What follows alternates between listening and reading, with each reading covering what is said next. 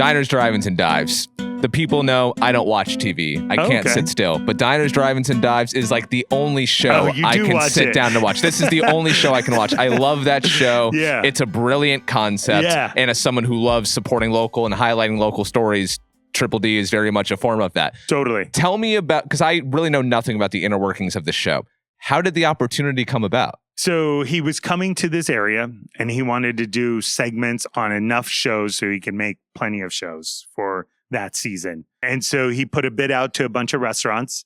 A bunch of restaurants put it out there calling for it. I think he ended up doing Us, Street, Kitchen, Tuckaway, Moxie. Yep. And I feel like there was one more. Cafe 45, I think it was. The girls out in Somersworth, they've left now. Okay. I believe he did theirs too, but so he came in. It was a 3-day shutdown, I believe it was. When you say he put a bid out, do you mean that like Guy Fieri just put out like, hey, we're coming to New England. Yeah, exactly. Tell us which restaurants we should go to? Or apply to be one of the restaurants. Okay, you know so it's an application process. Yeah, basically. Okay. Yeah, so you have to go, like, what were the dishes that you would think Guy would like? What are can you send us the recipes? It was like this whole step process that you have to work with their production company with, you know? And so we went through that whole process. And I mean, right away, I knew it was going to be the pig head, right? You got to give him something slutty that he would like, be like, oh my gosh, this is amazing, you know? And that's my Guy Fieri voice.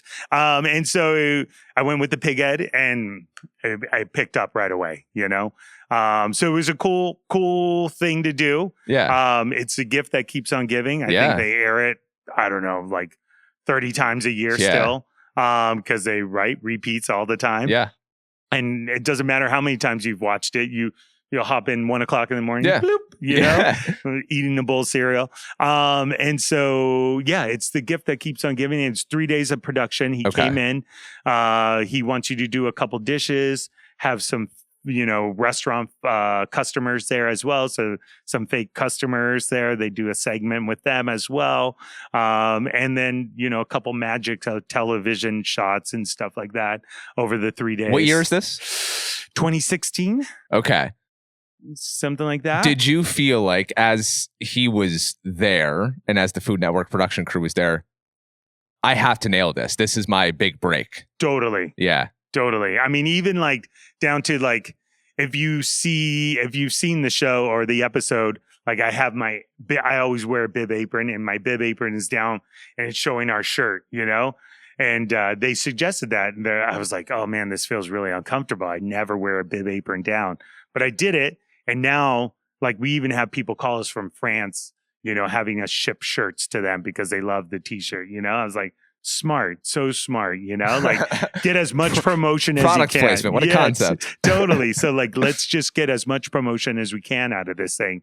And it was super fun. I mean, his son was on our episode with us.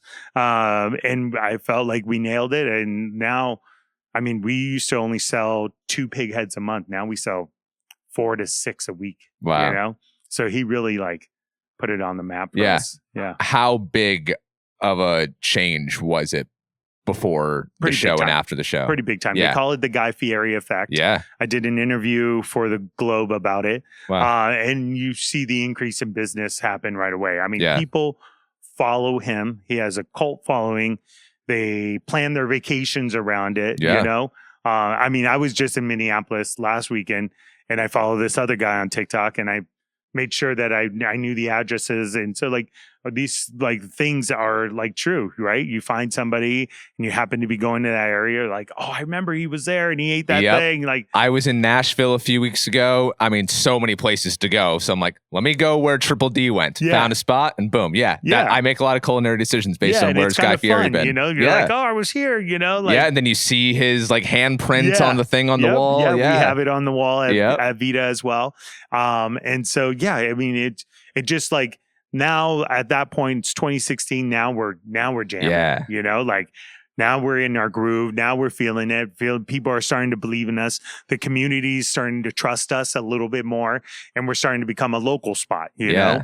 And so it's really cool to see like, oh, this is what this restaurant has good potential now. Now we're starting to, bring in some people, and I would say make some money, but not really even then just yet, but it's succeeding, and we're getting some good praises, And it's around age 40 that it's finally starting to work. Yeah, it's starting to work.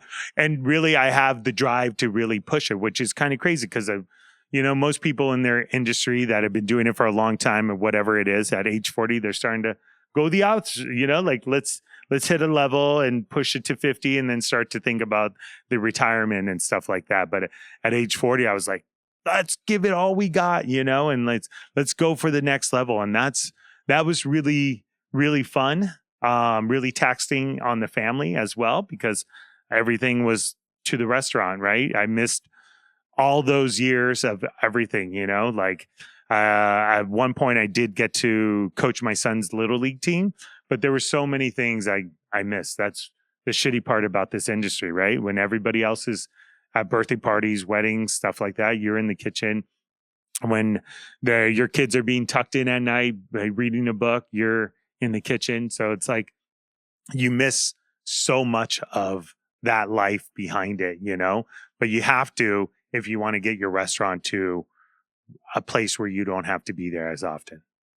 Why do you think Vida is so highly regarded in this area?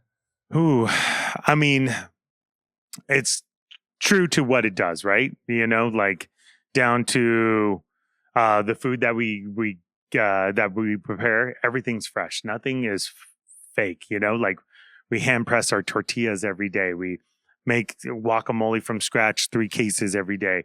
Even down to our margaritas, we, juice 2 to 3 cases of limes a day. So we're giving people honest food, and then we created an environment that makes you feel like it's your home at the same time. I mean, most of our employees have been with us 7 years plus. That's incredible. That's the true marking of a good restaurant, I feel like, or good ownership as well, and I feel like I owe that not only to myself, but also to my wife that is in there all the time, setting the tone, setting the energy for the day. Everything, she bakes our bread. She's our pastry maker, our pastry chef at the restaurant as well. But she's the first one in, and she goes through and smudges the restaurant and makes sure, like, we believe in that high energy and making sure that energy is sets the tone for the day. And I feel like that first of all, sets why we're so, loved by our community. But then on top of it, we do a lot for our community, not only through our actions and social justice, but also through, school projects, everything that we can, that doesn't, extend us too far. We try to give back as much as possible. And I feel like that support then is returned to us as well.